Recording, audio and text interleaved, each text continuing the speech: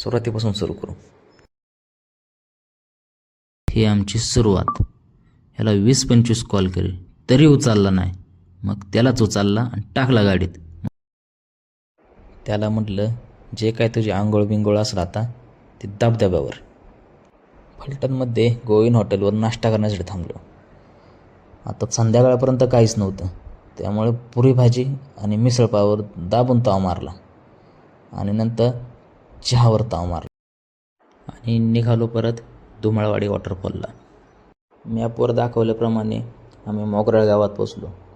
मोगराळ गावाच्या कमानीमधून आम्ही आत शिरलो. गावामध्ये गेल्यावर एक मंदिर दिसेल. मंदिरापासून पुन्हा डाव्या बाजूला जायचं. पुढे गेल्यानंतर परत कच्चा रोड लागेल, तो उजव्या बाजूला. असं आम्ही 1 किलोमीटर पुढे गेल्यानंतर आमची गाडी पार्क केली आणि गाडी पार्क करून आम्ही निघालो वॉटरफॉलला. वॉटरफॉलला पोचल्यावर कळालं आम्हाला की हा तर 9 कुंड वॉटरफॉल आहे.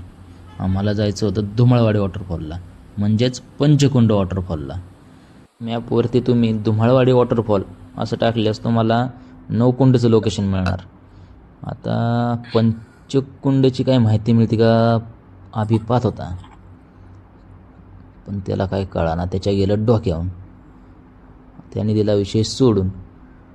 आता आम्ही पाण्याच्या कडेने जायचा निर्णय घेतला. पुढं आम्हाला एक काका भेटले.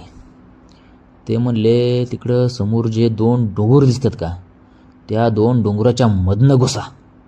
ते 2 डोंगर पालते घातले की मग काय पोचलाच की तुम्ही. मग आम्ही लय खुश. मग काय तावा निघालो. 1 डोंगर गेला, 2 गेला, 3ऱ्यावर पोचलो तरी काय धबधबा दिसाना. मग आम्ही समजून घेतलं वाटाऱ्याने आमची पक्की वाट लावली म्हणून. आता पुढं जाण्यात काही अर्थ नव्हता. आम्ही परत माघार फिरण्याचा निर्णय घेतला. नाहीतर जिथं गाडी पार्क केली ती जागा सापडायची पंचायत व्हायची. पटापटा माघारी आलो. गाडी चालू करून पुन्हा पोचलो मोगराळ गावात. मोगराळ गावात आल्यानंतर आम्हाला एक गँग भेटली. ते म्हणले अरे भावानं चला आम्ही नेतो तुम्हाला पंचकुंडला. ती पण मोगराळे गावातीच लोकल मुलं होती. ते पण तिकडं वॉटरफॉललाच चालले होते.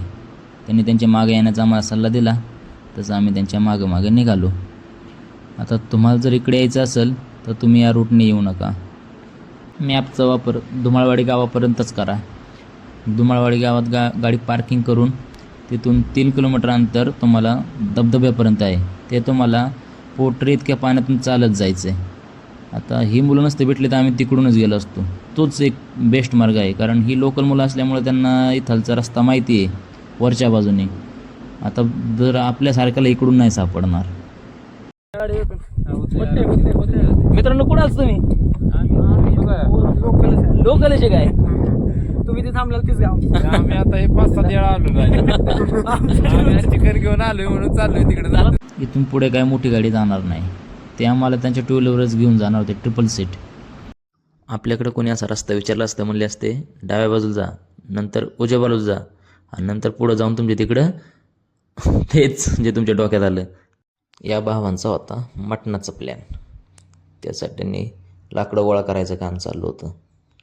समोर जो पलीकडे डोंगर दिसतोय का, त्या डोंगरावर आम्ही आधी गेलो होतो. त्या बाजूने तिकडून आम्हाला अलीकडे गाड्या पार्क केलेल्या दिसत होत्या, पण इथं फक्त स्थानिक लोकच या बाजूने येतात. पण आम्ही माघारी फिरलो, तो आमचा योग्यच निर्णय ठरला.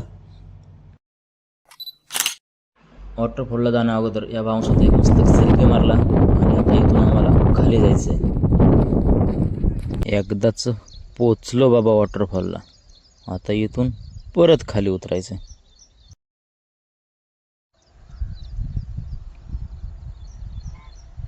वाह काय नजारा आहे.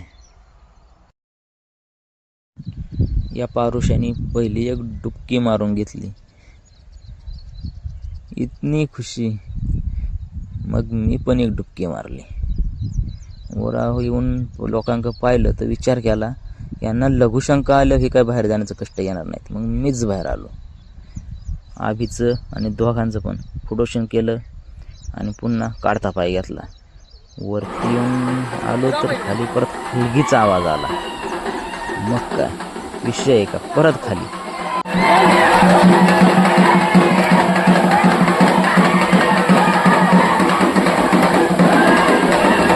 हलगीवाल्याने मात्र घरच करून टाकला. त्या कल्ल्यातून बळच तुषारला बाहेर ओढून काढला आणि काढता पाय घेतला. वर आल्यानंतर आम्हाला परत तीच लोकल गँग भेटली. त्यांची मस्त मैफिल रंगली होती. त्यांनी मटण खाण्यासाठी आम्हाला वापर केली. पण पहिल्याच आग्रहात कसं हा म्हणायचं जसा का दुसऱ्यांदा आग्रह केला. स्वाभिमान गेला चुलीत. तिघं पण बसलो ठामका मांडून आणि येऊन द्या म्हणलं.